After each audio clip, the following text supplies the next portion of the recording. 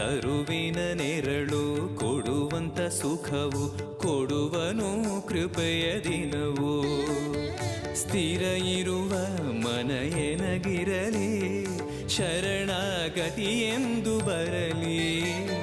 ಭಗವಂತನ ಪ್ರಿಯ ಮಗನಿವನ ಸಾರಿ ಬದುಕು ಇರಲಿ.